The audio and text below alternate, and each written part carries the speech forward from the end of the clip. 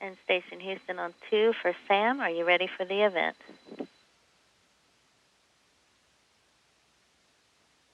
I'm ready for the event. European Space Agency, this is Mission Control Houston. Please call station for a voice check.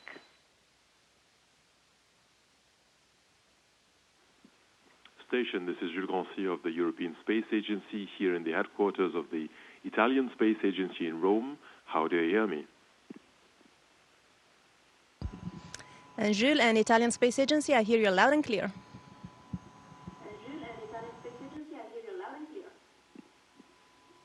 Very good. We have a good lineup of journalists here for the first press conference of the ASI Futura mission, and we go for the first question. Gianluca Cerato, Lamoro, Wallpass. Gianluca Cerato. Cosa è la sensazione che ti piacciono di più ad oggi in orbita? What are the sensations that you like the most today on orbit? Mi vengono in mente almeno due Well, cose. a couple of things come to mind. One is the sensation of weightlessness. It's something exceptional. The idea of being able to let yourself go and just floating, or closing your eyes and looking to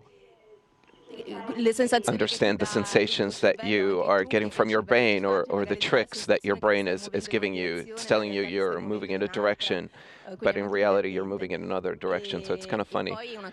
And then it's a beautiful thing, obviously, the view from the cupola of our planet. It's an exceptional spectacle. It's absolutely marvelous.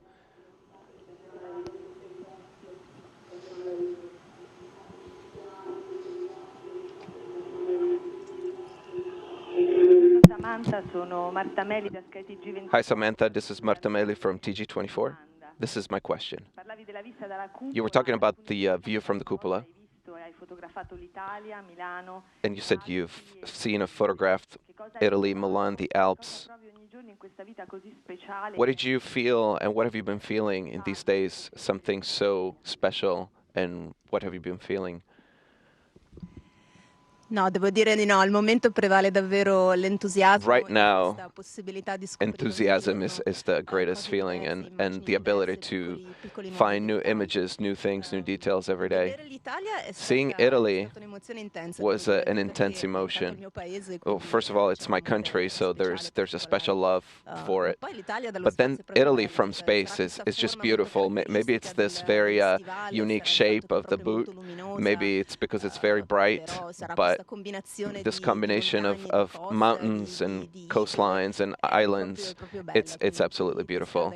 So it warms your heart. And the feelings in general here are beautiful because it's a combination of funny and fun aspects. You know, the moment you have a free moment, you can just let yourself float, and it's a nice, fun feeling. And then also, it's also a very intense rhythm of work, so it's stimulating from a professional standpoint, having to follow up with all the things that we're doing. One moment you're doing science, the next moment you're doing maintenance. So you have to change from one type of activity to another rapidly, so especially at the beginning, and I'm still at the beginning. There's so much to learn, and there's a lot of things to learn to become more efficient and fast in this rhythm of moving from one activity to the next. Good morning, Samantha. This is Adriana D'Aquino from Enechronos. You were talking about the trick that your brain plays and scientific activities. Now, have you already begun any experiments? Are there already some answers? Thank you. Sull'attività scientifica, devo dire, ho avuto On the scientific activity, I've had a trial by fire on my second day of work on ISS. As I was talking about earlier, there's a learning curve, so the first few days you're pretty slow, and you're asking a lot of questions to the other crew members who are more senior, particularly Butch Wilmore, who's our commander, who's helped us a lot. And I found that on the schedule an experiment from the Italian Space Agency that is very important, very interesting on neurology and the strategies that the brain is doing to adapt to the weightlessness. And it's a pretty complex experiment because it requires to use several cameras, and it requires to do a few things over several hours, very complex. And so it was definitely a trial by fire. But obviously, ever since then, I've done many more for the Italian Space Agency, a number of ultrasound. I've done a collection of urine and saliva for another experiment from ASI. And in the past 36 hours, I just took them off, but I've had a number of temperature sensors that monitored for 36 hours my temperature, for circadian rhythms for ESA, and many, many others. So every day we do several experiments. Naturally, I can't talk about experiments because those need to be reduced and elaborated from the ground teams. And they'll be the ones who will publish the results of this research. So at this point in time, I can't know what those are. Ciao Samantha. Hi Samantha. Giorgio Pacifici from TG2, right? So you were dreaming to become an astronaut ever since you were a girl. How far is everyday life on ISS from what you were dreaming about? How is it different? Well, when you're dreaming to become an astronaut as a little girl, you're talking about the more iconic scenes, so the launch or a spacewalk or things almost film-like. So obviously, everyday life on ISS has many aspects, many everyday aspects of routine, which is definitely not something that I had in mind when I was dreaming of becoming an astronaut as a little girl, but it's beautiful, it's very interesting. It's a little bit what I've mentioned before about flight. I like to observe this experience and to transform day after day into a space creature, so to become a little more able to move around through the modules, you know, flying, if you want to say it that way. But to know a little better the ISS every day, so to feel a little more at home, you know, feeling a little more fast and efficient in the everyday things and in my work. And so I really like this process.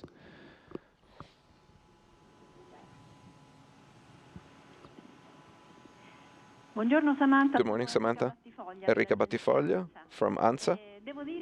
I have to say that the moment that you went into the ISS, you were the image of happiness. So if somebody were to ask me, what does a happy person look like, I would evoke that image. So I wanted to ask you, living this beautiful experience, the moment that so far you would have to pinpoint as the happiest, the most beautiful, what would that be? I have a hard time to pick one on that day, on that launch day, because it was a truly exceptional time. There's an intensity of feelings and images and of things that were happening so rapidly. So it was from the hours before launch through preparation, and finally when we went on the launch pad, there was a beautiful scene that I did not expect. When you were going up to the launch pad, there are some stairs. So maybe you've seen on the images, you go up some steps, and then the crew turns around to wave one last time, and then you go up on the elevator. So at that time, the wind was bringing the steam from the combustion, from the fuel, so this white fog that you can see in the images. And the wind was blowing it towards us, so intermittently we could see people, and then we couldn't intermittently because we were enveloped in this fog. And it was cold because it was coming from the cryogenic fuel. So it was a sensation like Earth was waving at us with this intermitting way that we were looking at the people. So it was like a hug. It was a cold hug, surreal. And then we turned around and we went up the ramp. And so that was the beginning of non-stop set of emotions, and the launch and the vibrations and the stages detaching and arriving to orbit, feeling weightless for the first time, feeling more free in the seatbelts. The first look out, the first dawn. So because we left at night, so when we arrived on orbit, it was still dark, and so after a few minutes, there was my first dawn in space. And all the docking phases, the arrival to ISS, an incredible image that I was lucky to see. That the first moment when I looked and I saw the ISS, we were about 30 meters from it. So looking forward, from my left seat, I could not see it, but when we were about 30 to 40 meters, I could see the solar panels, and I looked outside. And the first image that I had of ISS was that moment of transition, which now I've seen many times, but at the time I didn't know. But those few seconds when the sun is about to go under the horizon and the light becomes orange and the station is completely orange, and it was an incredible emotion. And then coming into the ISS and hugging the colleagues, and it was a torrent of emotion. So the idea of arriving and this phase of launch that was ending, but then this adventure that was beginning, it was undescribable.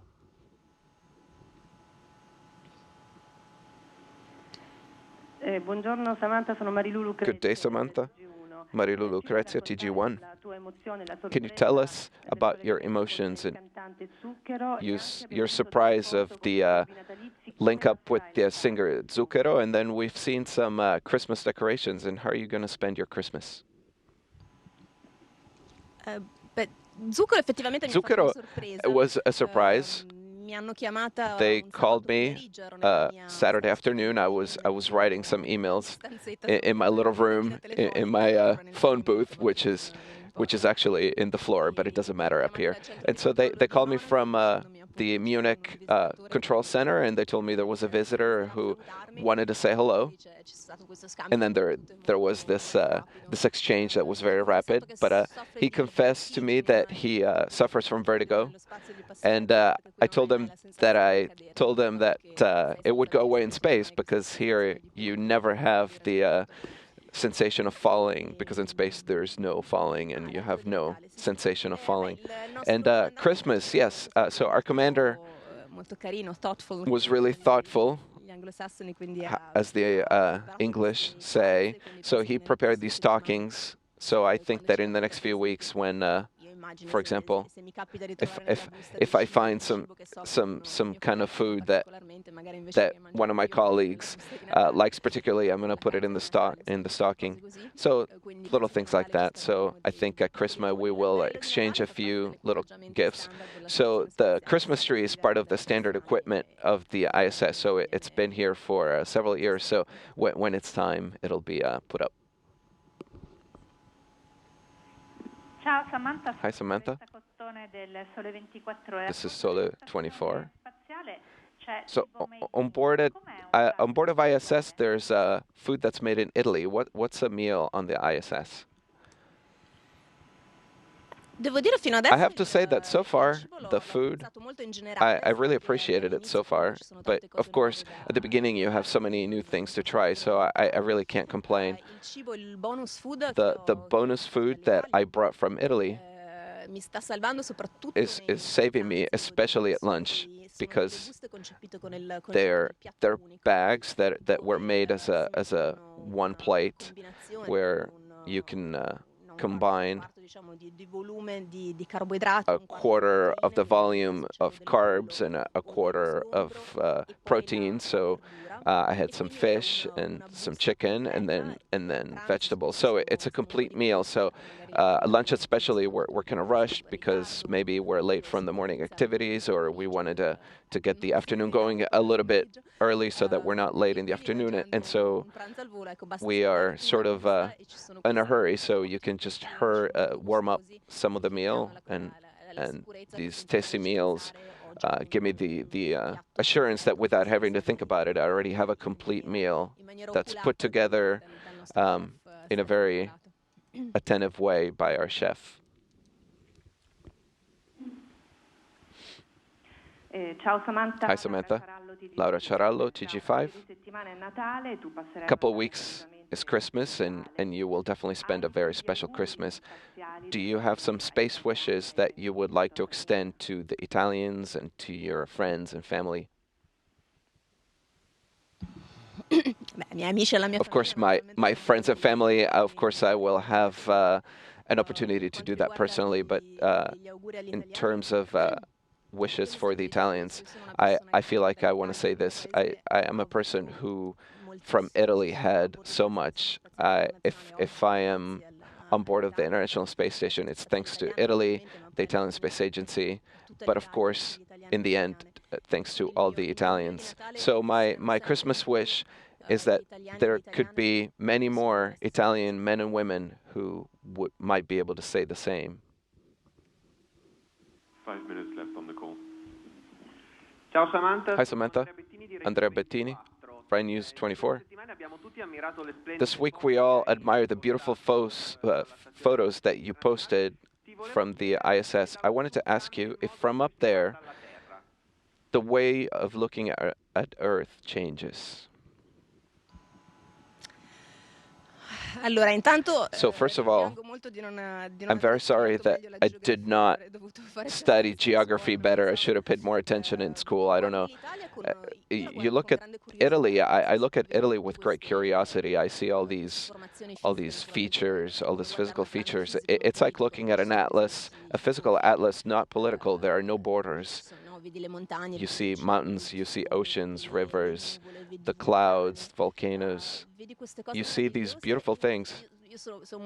And I'm very curious in nature, I think like all astronauts. So one moment I'm admiring the beauty, which is an immediate impact. But then after that, I would like to understand, but what is this?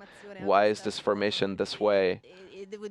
I have to say, I don't understand, I don't have the basics, so I would like to be able to read our planet better and understand it a little better. So for the next flight, definitely I will be studying geography a little more. But you really understand the richness and variety of shapes and colors. Every passage, you can go over the same place 1,000 times, and every time it's a different experience because the sunlight is a little different inclination. It's a planet that's living. It's continuously transforming. It's continuously moving. It's beautiful. Good day, Samantha.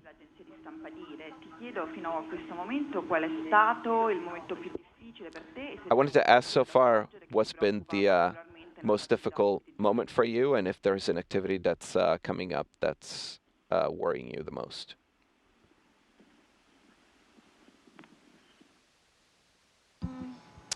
The hardest moment.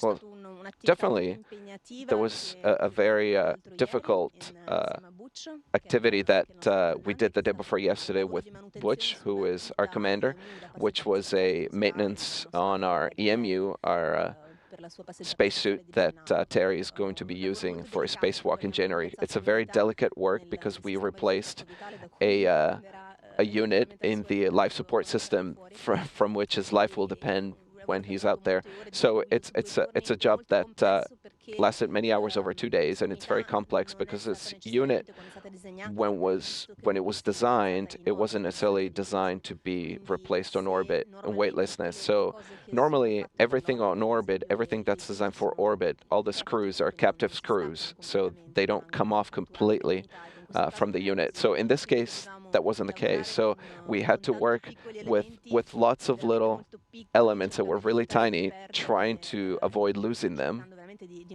So really, without wanting to lose any, on a unit that was very, very delicate, like a space suit. So I'm very happy to be able to say that everything went well. And yesterday they did a checkout at the test, and the unit works perfectly.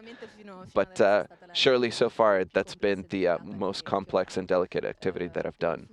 As far as the future goes, right now there's nothing that I'm worried about particularly, but then usually you realize that when you're doing things, how difficult they can be. Hi Samantha, Chiara Palestrazzi, Pane Quotidiano, a program of books and culture from Rai 3. you announced that you would have brought with you some books, and I wanted to know if you actually brought them, which ones, and if you actually have the time to read them. Tempo per leggere fino adesso. Time to read right now, I have not been able to find, but I do have many books from Gianni Rodari, which I would like to be able to read, of course, especially for the kids. I have Palomar by Calvino, Pilotker of Antoine Saint-Exupéry, and I don't think I'll be able to read them in their entirety, also because I've read them before. But someday I would like to be able to take them out and read some pages and maybe read some passages while looking at Earth from the cupola. Grazie mille, Samantha. Thank you very much, Samantha. Headquarters of the Italian Space Agency. Thank you very much, and talk to you soon. Thank you very much, and talk to you soon. Thank you all. Great talking to you. Ciao, ciao.